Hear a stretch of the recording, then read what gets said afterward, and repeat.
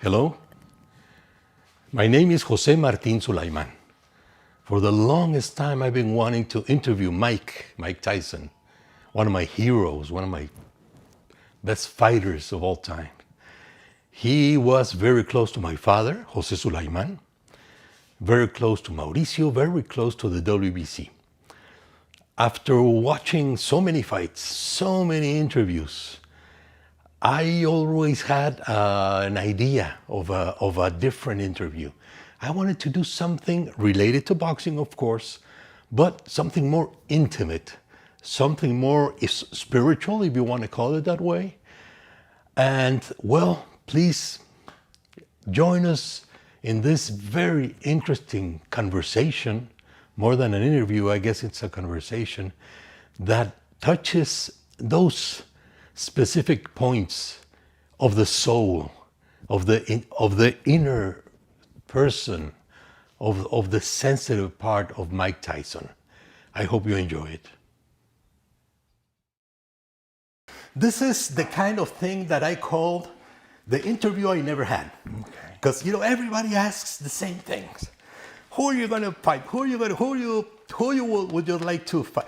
So I'm going to take off from a totally different point of view.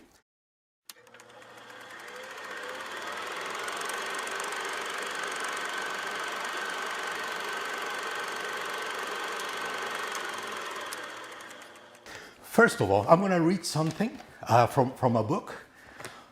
According to Native Americans, when a pigeon is your power animal, here are four things. You enjoy being at home so much that you rarely venture out. Whether you're male or female, you have strong maternal instincts. You are family oriented, and when you spend time with others, your family members are your first choice. You have very clear and distinct moral values, although you don't try to push them into others. You're proud of your accomplishments. Rather than resting on your laurels, you continue to aspire to other goals. That's the pigeon? This is if the pigeon is your power animal, according to Native American traditions. How much do you relate to everything that they say?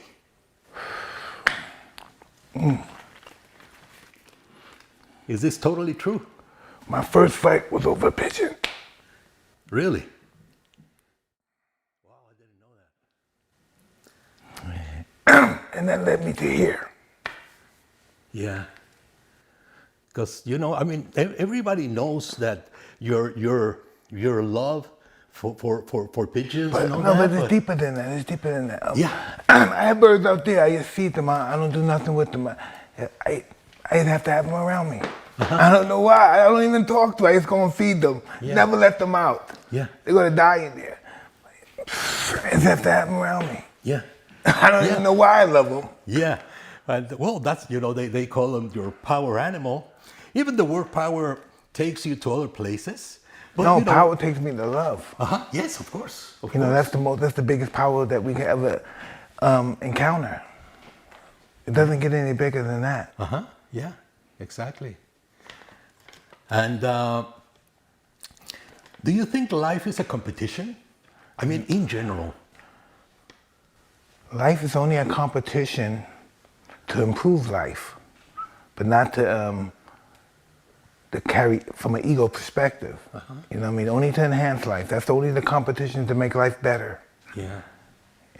Make life reasonable for everyone. Black, white, red, yellow, poor, rich, everyone.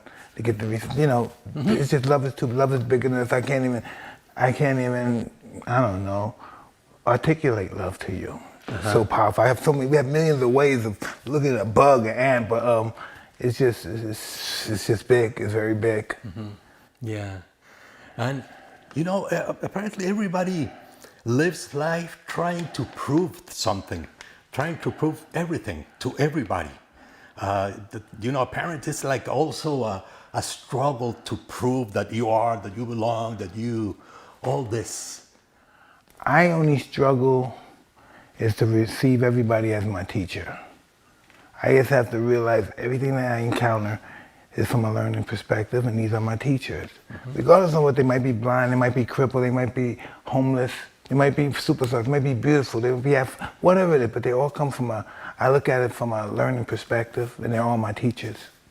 Yeah. The flowers, the bugs, the birds, the cats, the wolves, the jaguars, the lions, the tigers. Yeah. The dogs, again, yeah. That's our consciousness. My dog is our consciousness. He knows when we're probably 500 feet away, he comes to the door. Before we even come to the gate, he knows to come to the door. Exactly, yes. And you know, I was thinking the other day, when you're facing death, how much different is a man facing death to an insect or a bird facing death? I mean, what is there a big difference, or it's death that you're facing? Listen, we're so close in encounter with death, we don't even know. You're encountered with death right now. Any moment, anything can happen. We can die any second. Yeah. And when you're dying, life becomes more beautiful. Everything you see, the tree is more beautiful. Everything. Every time when we have the expedition date, when we're no longer gonna be around, everything looks better. The picture's more beautiful. Everything's beautiful. Everything's more loving. You know, everything's more loving. Yeah. I think death has a bad rap. How could life be so beautiful and death be bad? Why would God want us to suffer? Yeah. If everything we believe about God is true, which I believe too, why would he want us to suffer? How could life be beautiful and death be bad when everything is love?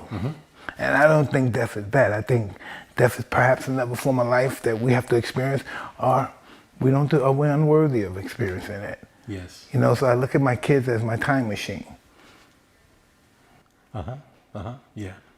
Yeah, and we live in a dual universe. Everything it's our human experience, duality. Big brother, right? Who are you? Who are you? Define yourself. Just from the being of your existence, who are you? Yeah. I don't know who I am. I don't know who my 10,000 grandfather is. Yeah. You know, I'm a fungus on this planet. You know, it's so interesting that if every fly on this planet dies, we all die. If every bee dies, we all die. Yeah. If every just insignificant animal that we think is nothing, they all die, we all die. But if humans die, the world flourish. Yes. So what's that tell you? We're fungus to the world. And it tries to get rid of us because we're killing it. Yeah. And that's how come sometimes we can't, the penicillin's not strong enough for some of the new diseases out now. Yeah. Yeah, that was one of my questions. Yeah. If you have found yourself, I mean, you have found Mike Tyson, the boxer, you have found this and that, the celebrity, but deep in here, we are something that drives us. The motor of life is deeper than just the. All right. So what is thought? How did we first get a thought? How did that happen? Yeah. How did you learn to comb your hair? Really? How did you get that ego, the vanity? How did we get that stuff? Yeah. Yeah. Is it in us to be that way? Because as soon as we identify with it, we take it to another level. So it must be I don't know. I don't know how that works. Yeah. Well, you know, we have grown learning from others. Can you imagine the first man back in the prehistoric era? The first man that thought of solving something. Another one watched him and learned how he did it. So he copied it. And then another one copied, and another one copied, until today. We are a repetition and a copy of everything. Absolutely. So where do you find yourself in this huge metal of things? Listen, I find myself, I'm so small I'm hardly noticed, but I make a lot of noise.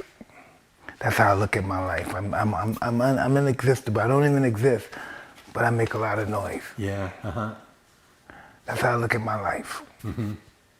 Yeah, and yes, let me see. There's one thing about insects, animals. All nature lives on instinct. And let me more or less relate this to boxing. When a boxer gets in the ring, instinct just kicks in because it's not possible to think in a fraction of a second what you're going to do. So, do you feel that? Did you feel that instinct kicking in, like the instinct of an animal, or? Yeah, listen, we're all animals. We're born animals, and the society's taught us to be human beings. And just like animals, which we are, some of them get domesticated sooner than others. And some takes a little longer to get domesticated. And that's who we are. Mm-hmm. You know, some of us are ahead of each other. But some of us are ahead and some of us are lacking. But we're trying.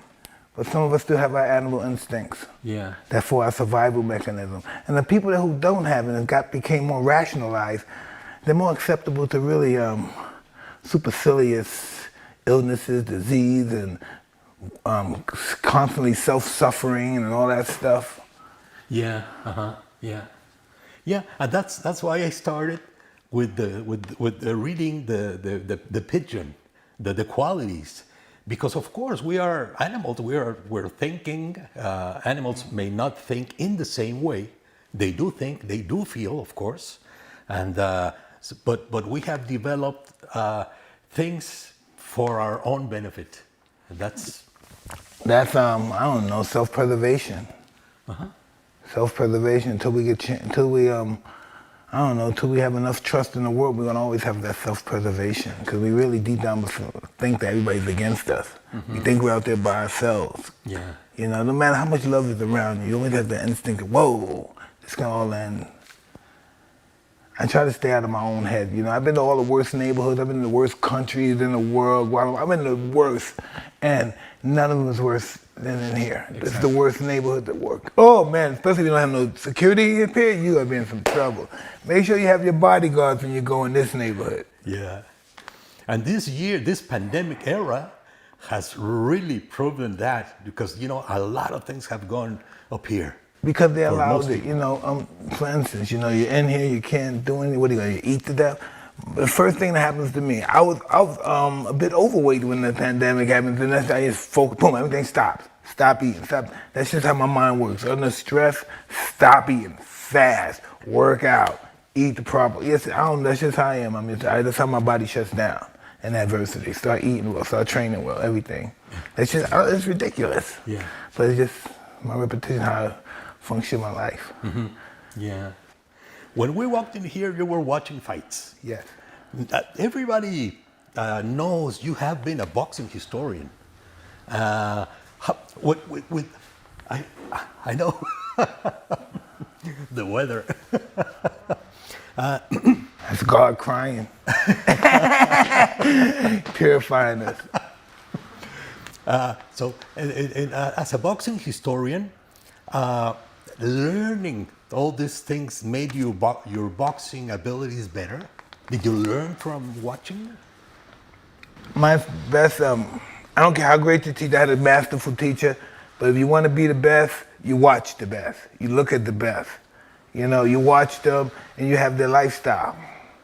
Don't be like this, have their lifestyle. And that's what it's all about. Have the lifestyle of the greatest. Yeah. And it'll take you anywhere you want to go. Sometimes it takes you places that you're unable to comprehend or handle. Your skills take you somewhere that your brain can't even handle. Yeah. And that's how we get in trouble.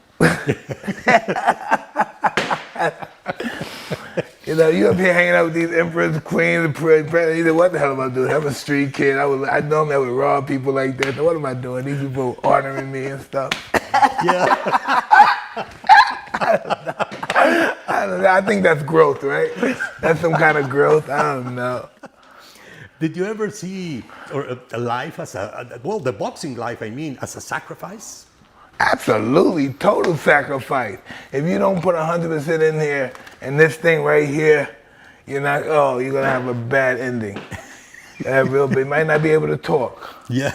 Have a real bad ending. And now, when you became enlightened, I like to use the word enlightenment. When you became a Muslim. No, that's a form of enlightenment. I know it's enlightenment is deeper, but you know, I really want to emphasize the change it had in you. And I don't know if this, your perception of boxing changed at all. Oh, absolutely. But I just think my perspective of boxing changed with my perspective on life. You know, and life is beautiful. I think death has a bad rap. Mm-hmm. Yeah, totally. Is boxing a lonely sport? Because, you know, when you get in the ring, the bell rings. Well, listen, now it's not lonely. When I was fighting, it was lonely. Now we have so many gadgets to keep us comfortable. Before we had those tapes, we got to keep them watching. And my tapes are always watching fights. So I got 6 weeks of training. I'm watching fights because that's all I watch. I'm watching fights for 6 weeks, and still I got to fight. Normally, people that have to fight don't even want to look at any fighting. And my trainer thought I was a customado, thought something was wrong with me because when the amateurs, I get excited watching the fights. He said, "You want to watch a fight before you be in it?" I'm just into it. I got to be into everything. That's who I am. I have to be into it. It got to be a part of my flesh, my brain, my mind. It's got I don't know. I got to be a part of it. Yeah. And I became a part of fighting. I knew all the champions. I met them all the guys I read about.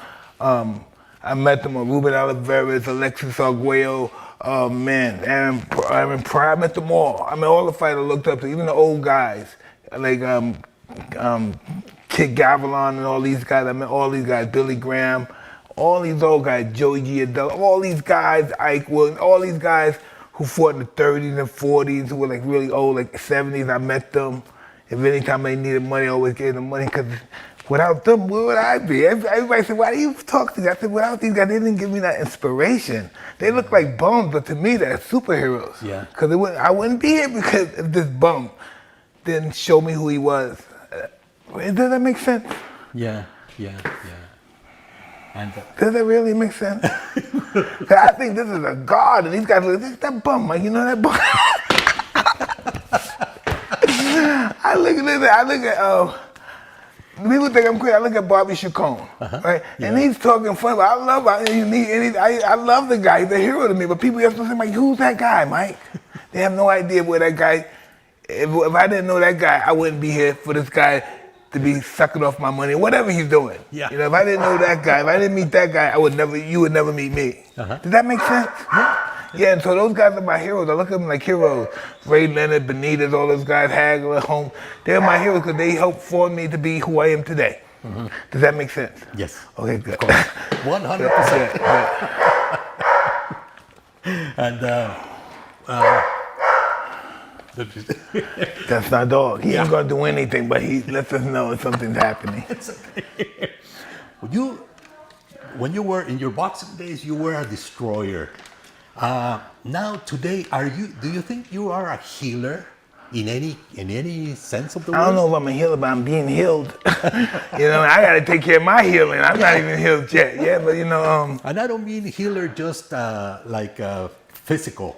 No. It's you know. I'm talking about who I am, the secrets that I hide, my good points, my bad qualities. I put everything together. Yeah. You know, I'm an inventory guy. You know what I do? After my night, I say, hey, did I do this? I fucked up on this. I fucked up. Yeah, I did. I beat myself up. I'm really I don't conduct myself like that, but I'm really strict in self-inventory, self-awareness. Yeah. Yeah. And I fuck up all the time. No, but I mean, you make people feel good. And that's an important part of that healing that I'm talking about. Yeah. Listen. You make people feel good. You do. That's interesting you say that, because sometimes I say to myself, when I'm being selfish, I say to myself, you don't care about this life, but you make so many people, this life makes so many other people happy. Yeah. You know what I mean? I think that's why. Sometimes I be saying, fuck Mike Tyson. Yeah. Jump off the building. But so many other people, this is great. Hey, Mike Tyson, that never clicked to me. Out of all the things I've experienced in life, everything clicked. That never clicked to me. Yeah. That I'm somebody, I don't even like to think of it. That I'm, ooh, shit. Ooh, yeah. I don't have the highest regards for myself, probably. But I just can't take my life like everybody. Hey, Mike, what do you think? Ooh, that's scary, you know? I don't know. I was made to be that way, and I don't know, it gets scary sometimes. Yeah. You know? Yeah. Yeah, because, you know, for some people, helping is giving money, help, many things. But when you realize that your help is, if you make someone's day, that's a lot. Because you know, people are. Hey, it just blows my mind that I could that I'm able to do that. Cause I don't think I'm worthy of this stuff. And you know, I've had my demons and stuff. I get tricky with love. You know, too much love is tricky. You know. Yeah. And sometimes there's a thing when you have bad thoughts about somebody, but then you go with that someone, and you do something good instead of doing the bad. Listen, this is what I learned. Everybody that you fight is not your enemy, and everybody that helps you is not your friend. And that's what life taught me. Yeah, yeah, yeah, exactly. The people you fight is your best, you know, your best allies. My experience. The people I fought my best allies at the end. Yeah, and as I was saying before, you know, the dual universe, black, white, good, bad, God, devil. We should always search to be in the middle, because if you're in the middle, you know, you have a little bit of everything. You can't prevent having bad, having good. Listen, brother. Do you really think, what do you think? You think there's God and the devil just made his way in here and he's just as equally as powerful as this? No, it's not that way. In my perspective, doesn't it sound this way? God, he invented this guy, Satan, the devil, to tempt us. To prove, do we really love you or do we really like him? But to believe that this guy has an equal sharing with God, I just can't see that. If that's how religion goes, you know, I don't see it from that perspective. Yeah. I don't believe nothing could fathom 10% to even stand next to God. This is, look, can you imagine that? Yeah. And do you know in some planets rain diamonds? Do you know that? No. Jupiter, Saturn, they rain diamonds. Yeah. And there's as many stars or much more than sand in the whole planet. We don't know anything. If Julius Caesar didn't say 365 days of the year, how would we be able to tell our age? He's only 70 years before Christ. Yeah. So he said 365 days of a year. That's going to add up to a year. So how did Methuselah live to be 3,000 years old? How did he tell time then? How many moons? No one knows anything. We just want to know. That's the competition to know, to find out the secret, some code, something. We think it's some code out here that's going to change us all and make everything an enlightened world. Yeah. But then life wouldn't be exciting then if it was all just pure good, from a good perspective. Yeah. It wouldn't inspire people. Adversity makes the strong stronger, the weak weaker. We need adversity in our life. We need to be competitive to enhance the world. Yeah, yeah. You need tough moments you need to know the hard part of life to enjoy the good ones and seek. Listen, there's no bad. It's only what you think it is. Exactly. There's no good. There's no bad. It's just how your perspective of it is. You know, if that's good, you believe that's good, then it's good. If that's bad, you believe it's bad, it's bad. Whatever you believe is true, no matter if it's good or bad. Some people say we have a seed of God. We are seeds of God. Some others say that we are actually gods in this life. What do you think about that? I don't know. I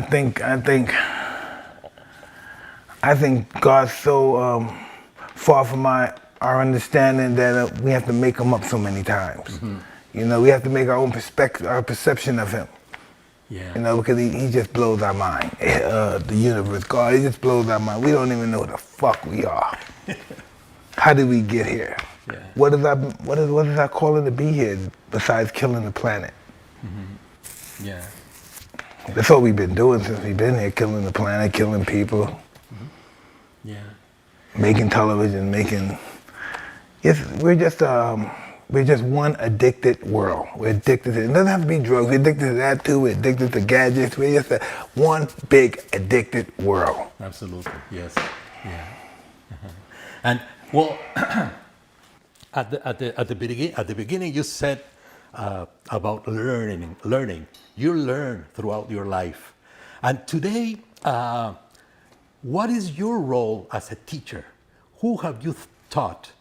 Your family, your friends, you have a role as a teacher also. Well, listen, I understand that, you know, and that touches me in a funny way because I look at myself as a seeker. I seek, you know what I mean? I understand in order to be a master, you have to be a fool at first. And I'm willing, but not many people are willing to go through that journey of being a fool. That's just how it is. They want to be the master, but don't want to work through the process. Yeah, yeah. And now, just to end this, I was talking to a friend of mine, and he had a. I'm not gonna take. Go for it. He said, if. Hey, what happened to the guard strike us? Because it changed. Okay, there we go. We're back. This is a side of the. Yeah, I hope God have mercy on me. No, God. For what I'm going to ask you, if God just came down and gave you a laptop or a computer or a phone, and said, you have the chance to send an email to Cosmado. What would you write in that email to Cos? Wow, oh shit. How did I do? Yeah.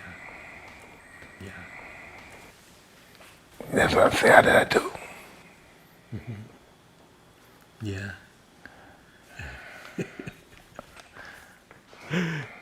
That's it. That's all I have. I hope. What would you say to your father, really? To my father? Yeah. I mean, you know. Yes, yes. Oh, yes, of course. How have I done so far? And are you proud? Have I met your expectations? Unless you respect that I have my own, but I know you have your expectations of me. Now, have I, have I accomplished everything? Yeah. Have I accomplished everything? And, and of course, we live for ourselves. We're seeking, we are really finding our place as human beings, as spirits, as a soul. And, these things come into play, and we go to that other dimension to talk to them. I talk to my father every day. I asked him. I asked him for help. I'm always looking at his picture. The coin that I gave you when we got here, it's right there on my desk, and I'm always talking to him. Hey, Dad, what's up? How are you doing up there? Because I'm doing fine here, with struggles and everything, but life is going good. The fight, man. Oh, the fucking fight to get here. Beautiful. Yeah. Yeah, and that was part of the sacrifice we talked about earlier.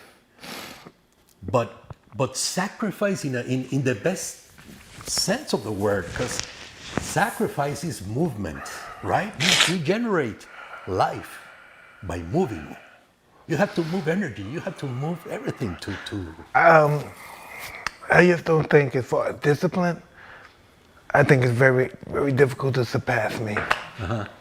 I really do. I don't think they could fast longer than me. I just think it's very difficult. 'Cause I look at training and stuff from a different perspective. Yeah. You could just look at the fighters now. Maybe they're bigger, but look, they have no respect the way their bodies look. You know, they win fight, but look how they look. That's what you want to represent? To fight, that's how a fighter should look. Yeah. And I know that's probably bitch shit, but that's how I look. I come in, I'm beautiful. Yeah. The heavyweight champ should look beautiful. Right? She doesn't look like he's what should he shouldn't look like he's the hot dog eating champ. Right? Right? Yeah. And you know, they say native. Going back to Native Americans, they say we carry death. That death is always with us. Yeah, I On told our my left wife side. that the other time. Listen, On our left side. It's Listen, always here. forget sometimes that. you look and you find it and you see it. death is so. Listen, why is it that humans fall in love with anything death can touch? Yeah. We don't fall in love with our houses. We fall in love with our children, and our wives, and our family members, our dogs, our cats, and death can touch all of that. Yeah. We never love anything that death can't touch. Once we're conscious, you know, at first we love our cars, but once we get conscious as human beings, everything we love, death can touch. Yeah. Do you worry about dying, or No. can you die right now? Well, die right now, I'd be my. Isn't that that's us reaching our highest potential, isn't it? To actually die, to experience death, something God can experience. Yeah. So yeah, that has to be one of the biggest moments in life. Yeah. The passing of life. You know, you're right. I never thought about God never experiencing that. So we're unique in that sense. We die. We experience death. That's the only reason God's jealous of us. He'll never know the beauty of death. Oh, I'm so stupid. Forgive me, God. Stop a lot. That's an excellent one. Oh, God. Okay, well, we're finished. I hope that this turned out okay. Listen, this is beautiful. The picture you gave us, that compliment, I just blew out my. We're still blown away from that. That's so spiritual. Whew, thank you. Really, thank you. Let me turn this.